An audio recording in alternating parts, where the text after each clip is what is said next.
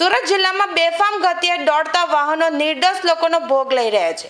પલસાણામાં મલેક ચોકડી પાસે એક ગમખ્વાર અકસ્માત સર્જાયો હતો, જેમાં એક 18 વર્ષીય આશાસ્પદ યુવકનું માથામાં ગંભીર ઈજા થવાના કારણે સારવાર દરમિયાન મોત નીપજ્યું છે। આ ઘટનાને પગલે પલસાણા મથકમાં અરેરાટી વ્યાપી ગઈ છે।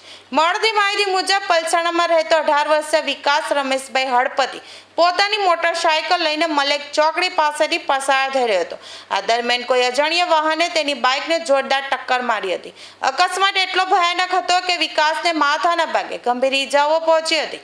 ટક્કર મારીને અજાણ્યો વાહન ચાલક ઘટના સ્થળેથી ફરાર થઈ ગયો હતો।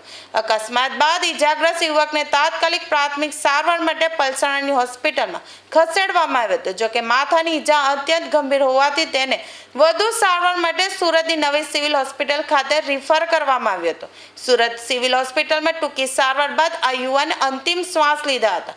વધતા જતા અકસ્માતના કિસ્સાઓ વચ્ચે વાહન ચાલકોની બેદરકારી સામે રોષ જોવા મળી રહ્યો છે। હાલમાં પોલીસે અજાણ્યા વાહન ચાલક વિરુદ્ધ ગુનો નોંધી સીસીટીવી ફૂટેજના આધારે વધુ તપાસ હાથ ધરી છે।